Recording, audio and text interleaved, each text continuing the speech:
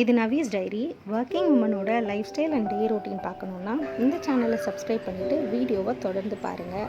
இது ஒரு middle class working மாமோட life style and day routine தான். 15th அக்டோபர் எடுத்த வீடியோ. இன்றைக்கி மழை ரொம்ப அதிகமாக பெய்யும் அப்படின்னு சொல்லியிருந்தாங்க. அதனால் ஸ்கூல்லலாம் லீவ் விட்டுருந்தாங்க. எனவே எங்களுக்கு 2 பீரியட் மட்டும் ஆன்லைன் கிளாஸ் நடந்துச்சு. அதுக்கப்புறம் மழை ரொம்ப அதிகமாக இருந்ததுனால லீவ் அனௌன்ஸ் பண்ணிட்டாங்க. ஆன்லைன் கிளாஸையும் கேன்சல் பண்ணிட்டாங்க. நாங்கள் கிளாஸ் முடிஞ்சதுக்கப்புறம் மொட்டை மாடியில் போய் கொஞ்சம் நேரம் டைம் ஸ்பெண்ட் பண்ணிவிட்டு அதுக்கப்புறம் கீழே வந்தோம். இது 18th மார்னிங் எடுத்த வீடியோ. நான் முதல் நாள் நைட்டே எல்லா பாத்திரத்தையும் விலக்கி வச்சுட்டேன். காலையில் எழுந்ததுக்கப்புறம் அடுப்பு மேடையை மட்டும் சுத்தம் பண்ணிவிட்டு அதுக்கப்புறமா பால் காய்ச்சிட்டேன். இன்றைக்கி சீக்கிரமே எழுந்து வாசலில் கோலம்லாம் போட்டு ரெடி ஆயாச்சு. பட் மழை ரொம்ப அதிகமாக இருந்தது. நைட்டு ஃபுல்லாக மழை பெஞ்சுது, காலையிலையுமே மழை பெஞ்சிட்டே இருந்தது. உங்களுக்கு பார்த்தீங்கன்னா நல்லா தெரியும் இந்த வீடியோவில். என்கிட்ட இப்போதைக்கு இருக்க செடி இந்த டேபிள் ரோஸு, மணி பிளான்ட்டு, அதுக்கப்புறம் துளசி செடி. இந்த மழை டைமில் அந்த செடி நல்லாவே துளிர்த்துருக்கிறத என்னால் பார்க்க முடியுது. அநேகமாக இன்றைக்கும் லீவ் விட்டுருவாங்க அப்படின்றது தான் நாங்கள் எதிர்பார்த்துட்ருந்தோம். எதிர்பார்த்த மாதிரியே இன்றைக்குமே லீவ் அனௌன்ஸ் பண்ணிட்டாங்க. இந்த துளசி செடியை பார்த்தீங்கன்னா ஒரு சைடு மட்டும், ஒரு கிளை மட்டும் கொஞ்சமாக காஞ்ச மாதிரி இருந்தது. அது அப்படியே கொஞ்சம் கொஞ்சமாக காஞ்சு நல்லா ட்ரை ஆகிடுச்சு. அது எதனால் அப்படின்னு தெரியல. நான் மணி பிளான்ட்டை கொஞ்சமாக வெட்டி ஒரு சின்ன வாட்டர் பாட்டில் அதில் மட்டும் தண்ணி ஊற்றி வச்சுருக்கேன். அது துளிர் விடட்டும், இலை விடட்டும், அதுக்கப்புறமா மண்ணில் மாற்றிடலாம் அப்படின்ட்டு. இன்றைக்கி லீவ் அனௌன்ஸ் பண்ணிட்டதுனால பொறுமையாக இன்றைக்கி பிரேக்ஃபாஸ்ட் பண்ணினேன்.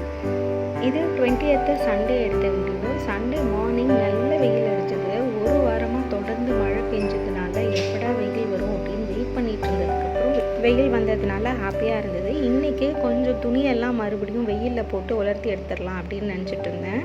ஏன்னா ஒரு வாரமாக மழை தொடர்ந்து பெஞ்சதுனால என்ன தான் துணி உலர்ந்தாலும் சில்லுன்னு தான் இருந்தது. இன்றைக்கி வெயிலில் போட்டு உலர்த்தி எடுத்துடலாம் அப்படின்னு நினச்சிட்டு இருந்தேன். இன்றைக்கி நான் வாசலில் சிக்கு கோலம் தான் போட்டிருந்தேன். எப்படி இருக்குன்னு பாருங்கள். இன்றைக்கி பிரேக்ஃபாஸ்ட்டுக்கு நான் அரிசி உப்புமா தான் பண்ண போகிறேன். அரிசியையும் துவரம் பருப்பையும் நல்லா அலசிட்டு ஒரு 10-15 நிமிஷம் காய வச்சுட்டேன். அது தண்ணியெல்லாம் ட்ரை ஆனதுக்கப்புறம் மிக்சியில் போட்டு உடச்சி எடுக்க போகிறேன். எங்கள் வீட்டில் அரிசி உப்புமா எங்கள் 3 பேருக்குமே பிடிக்கும். ஒரு சின்ன மிக்சி ஜாரில் இந்த காய வச்ச அரிசியையும் துவரம் பருப்பையும் போட்டு 2 ரவுண்டாக நான் ஓட்டி எடுக்க போகிறேன். இது கொஞ்சம் ரவை மாதிரி உடச்சி எடுத்துக்கலாம். இப்போ நான் என்ன பண்ண போகிறேன்னா குக்கரில் இந்த உடைச்ச அரிசியையும் பருப்பையும் போட்டுட்டு அடுத்த ரவுண்டு அரைச்சி எடுத்துகிட்டு அதையுமே இதில் கொட்டிட போகிறேன். இப்போ குக்கரில் இது அப்படியே இருக்கட்டும். நான் இன்னொரு கடாயில் தாளிக்கிறதுக்கு தேவையான பொருள்லாம் எடுத்து ரெடியாக வைக்க போகிறேன். இது நல்லா உடப்பட்டுருச்சு. ரொம்ப பவுடராக அடிக்க வேண்டாம், ரவை மாதிரி இருந்தால் போதும்.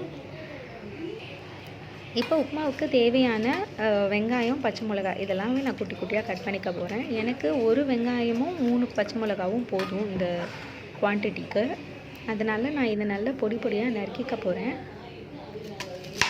இது ரொம்ப சிம்பிளாக முடிஞ்சிடுறதுனால எனக்காவது தோசை மாவு இல்லை அப்படிங்கும்போது இந்த இதை ட்ரை பண்ணி பார்த்தா நல்லாயிருக்கும். நமக்கு வேலையும் சுலபமாக முடிஞ்சிடும், டேஸ்ட்டுமே சூப்பராக இருக்கும். இப்போ நான் வெங்காயத்தை பொடி பொடியாக நறுக்கிட்டேன்.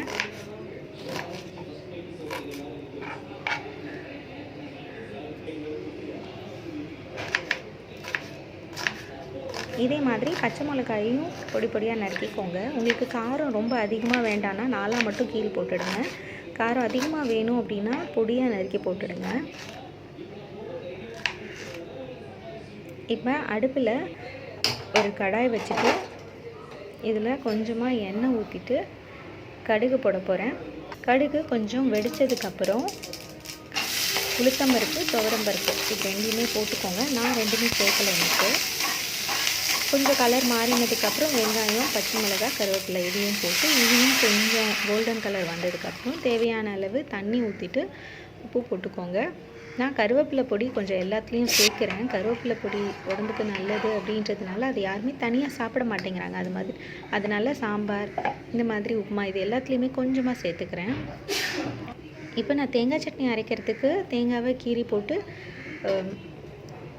மிக்சியில் ஒரு ஓட்டி எடுத்துக்கிறேன். இது கொஞ்சம் உப்புமாவுக்கு தனியாக தேங்காய் திருவாமல் நான் இந்த ஓட்டி எடுத்ததுலேயே கொஞ்சம் தேங்காவை எடுத்துக்கிறேன். இப்போ தண்ணி நல்லா கொதிச்சதுக்கப்புறம் இதை குக்கரில் ஊற்றிட்டு இதை ஒரு கிளறிட்டு குக்கரை விசில் போட்டு மூடி வச்சிடலாம். இது 3 விசில் வந்தால் போதும். குக்கருக்கு புடி இன்னும் மாற்றலை. இன்றைக்கி இல்லை நாளைக்கு மாற்றலாம் அப்படின்னு வெயிட் பண்ணிகிட்ருக்கோம். இது வெந்து போகிற நேரத்துக்குள்ளவே நான் தேங்காய் சட்னி அரைச்சிட்டேன். ஆல்ரெடி தேங்காய் சட்னிக்கு தாளித்து வச்சுருந்த பாத்திரத்தில் அரைச்ச தேங்காய் சட்னியையும் ஊற்றி இதையுமே ஒரு ஓரமாக வச்சாச்சு. இப்போ குக்கர் 3 விசில் வந்ததுக்கப்புறம் பிரேக்ஃபாஸ்ட் ரெடி ஆகிடும்.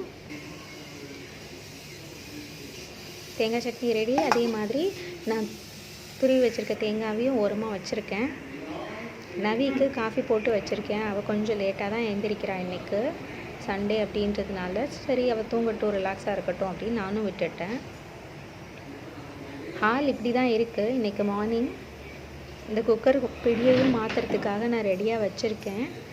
சின்ன குக்கரும் விசில் வரமாட்டேங்குது, பெரிய குக்கருமே ரொம்ப விசில் வரமாட்டேங்குது, கைப்பிடி மாற்றணும். அதனால எடுத்து வச்சுருக்கேன். இது ரொம்ப நாளாக பண்ணணும்னு நினச்சிட்டு இருந்த வேலை இன்றைக்கி தான் அதுக்கு நேரம் வந்திருக்கு. இப்போ உப்புமா ரெடி ஆகிடுச்சு. இதில் நான் தேங்காய் துருவலையும் போட்டு மிக்ஸ் பண்ணிட்டேன். ஸோ இன்றைக்கி பிரேக்ஃபாஸ்ட் அரிசி உப்புமாவும் தேங்காய் சட்னியும் எங்கள் வீட்டில் 3 பேருக்குமே ரொம்ப ஃபேவரட்டான டிஷ் இது. நீங்களும் ட்ரை பண்ணி பாருங்கள், உங்களுக்கும் ரொம்ப பிடிக்கும். நாங்கள் 3 பேரும் இந்த வீடியோ உங்களுக்கு பிடிச்சிருக்குன்னு நினைக்கிறேன். தேங்க்ஸ் ஃபார் வாட்சிங்.